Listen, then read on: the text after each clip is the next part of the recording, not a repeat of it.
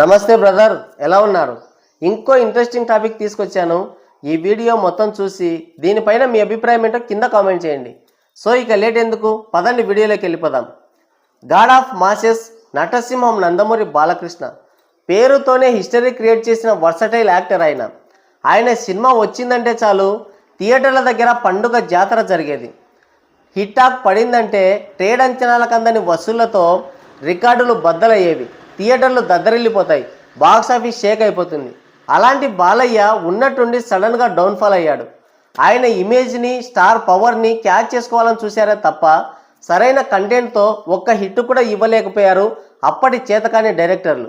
తర్వాత బాలయ్యకి 25 కోట్ల షేర్ కూడా లేకుండా పోయింది. కట్ చేస్తే ఆ 25 కోట్ల షేరు ఒక్క రోజులోనే కొట్టేస్తున్నాడు. ఒకే ఒక్క సినిమాతో మళ్ళీ బౌన్స్ బ్యాక్ అయి 100 కోట్లు కొల్లగొట్టేస్తున్నాడు. వరుసగా 4 సినిమాలతో 150 కోట్లకి తగ్గని కలెక్షన్స్తో దుమ్ము లేపాడు. అసలు బాలయ్య అంటే ఒక పేరు కాదు, ఒక బ్రాండ్లా మారిపోయింది. 16 ఏళ్ల కుర్రాడి నుంచి పంచె కట్టుకునే ముసలాళ్ళ వరకు బాలయ్య ఫ్యాన్సే. నందమూరి లెగసీని చెక్కు చెదరకుండా కాపాడుకుంటూ వస్తున్నాడు. ఇప్పుడు బాలయ్య సినిమాలు రిలీజ్ అవుతున్నాయంటే యంగ్ హీరోల సినిమాలకి థియేటర్స్ వద్ద ఎలాంటి హడావుడి ఉంటుందో అంతకు మించిన సందడి ఉంటుంది. అఖండ సినిమాతో బాలయ్య కెరియర్ గ్రాఫ్ ఒక్కసారిగా మారిపోయింది. 1 కాదు 2 కాదు, ఏకంగా అఖండ మూవీతో సహా వరుసగా 4 సినిమాలు 150 కోట్ల క్లబ్లో చేరిపోయాయి. నిజానికి టైర్ 1 హీరోలు సైతం 100 కోట్ల క్లబ్లో చేరడానికి నానా తంటాలు పడుతుంటే బాలయ్య మాత్రం అలవోకగా కొట్టి అవతల పడేస్తున్నాడు. ఇక మొన్న సంక్రాంతికి రిలీజ్ అయిన డాకు మహారాజ్ మూవీ కూడా సెన్సేషనల్ విజయం సాధించింది. నిజానికి బాలయ్య కూడా ఇప్పుడు రొటీన్ రొట్ట కథలు కాకుండా తన ఏజ్కి తగ్గ పాత్రలు ఎంచుకుంటూ కుర్ర హీరోలకి సైతం పోటీ ఇస్తున్నాడు. ప్రజెంట్ ఆయన అఖండ 2 సినిమా తీస్తున్నాడు. బోయపాటి డైరెక్షన్లో చేయబోతున్న ఈ సినిమా పైన ఆడియన్స్లో ఉన్న అంచనాలు అన్నీ ఇన్ని కావు.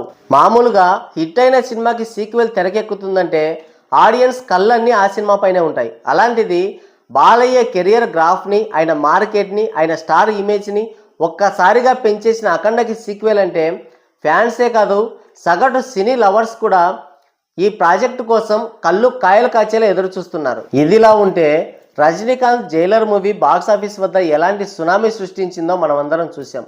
తిన్నది కూడా అరగకుండా చిన్న చిన్న ఎక్స్ప్రెషన్స్తో, స్టైల్తో అటు ఇటు తిరుగుతూ రజనీకాంత్ హిట్ కొట్టేశాడు. ఎమోషనల్గా ఆయన క్యారెక్టర్ని క్యారీ చేస్తూనే ప్రేక్షకులకు కావాల్సిన ఎంటర్టైన్మెంట్ ఇవ్వడంలో నెల్సన్ గ్రాండ్గా సక్సెస్ అయ్యాడు. మళ్ళీ సూపర్ స్టార్ ఈజ్ బ్యాక్ అనేలా బాక్సాఫీస్ వద్ద ఒక భారీ విజయాన్ని నమోదు చేసింది జైలర్ మూవీ. జైలర్లో మోహన్ లాల్, శివరాజ్ కుమార్ క్యారెక్టర్స్ని, ఆ ఎలివేషన్స్ని మనం ఇప్పటి వరకు అంత ఈజీగా మర్చిపోలేం. ఎందుకంటే థియేటర్లో ఒక వైబ్ని క్రియేట్ చేసేవి. జైలర్ పార్ట్ 1లో బాలయ్యతో కూడా అలాంటి ఒక స్పెషల్ క్యామియోనే ప్లాన్ చేశారు. బట్ ఎందుకనో అది కుదరలేదు. అయితే జైలర్ 2లో మాత్రం ఆ కోరిక తీరబోతోంది. జైలర్ 2లో బాలయ్య ఒక స్పెషల్ పోలీస్ ఆఫీసర్గా కనిపించబోతున్నాడు. బాలయ్య ఎంట్రీతో జైలర్ 2కి సరికొత్త హంగులు దిద్దినట్లయింది. బాలయ్య లాంటి మాస్ ఫాలోయింగ్ ఉన్న హీరో ఆ క్యామియో రోల్లో కనిపిస్తే థియేటర్లు దద్దరిల్లిపోతాయి. ఒక బాలయ్య ఫ్యాన్స్కే కాదు, టోటల్ తెలుగు సినిమా ఇండస్ట్రీకే ఒక గొప్ప విజువల్ ట్రీట్గా మిగిలిపోతుంది ఆ సినిమా. రజనీ, మోహన్ లాల్, శివరాజ్ కుమార్, బాలయ్య ఈ నలుగురు ఒకే స్క్రీన్ పైన కనిపిస్తే ఇంకేమైనా ఉందా? పైగా బాలయ్య ఊర మాస్. ఆ ముగ్గురికి బాలయ్య తోడైతే థియేటర్లు ఈలలు గోలలతో దద్దరిల్లిపోతాయి. పైగా బాలయ్య క్యామియో రోల్ ఆయన సినీ కెరియర్లోనే ప్రత్యేకమైన రోల్గా మిగిలిపోతుందని సమాచారం. మరి ఏం జరుగుతుందో చూద్దాం. మరి బాలయ్య జైలర్ 2లో కనిపిస్తే రెస్పాన్స్ ఏ విధంగా ఉంటుందో మీకేమైనా తెలిస్తే కింద కామెంట్ సెక్షన్లో కామెంట్ చేయండి. ఇంతసేపు వీడియో చూశారంటే మీకు నచ్చిందని అనుకుంటున్నాను. నచ్చితే ఒక లైక్ వేసుకోండి, వీలైతే సబ్స్క్రైబ్ చేసుకొని నాకు సపోర్ట్ చేయండి. మరో మంచి వీడియోతో మళ్ళీ కలుద్దాం. అంతవరకు సెలవు.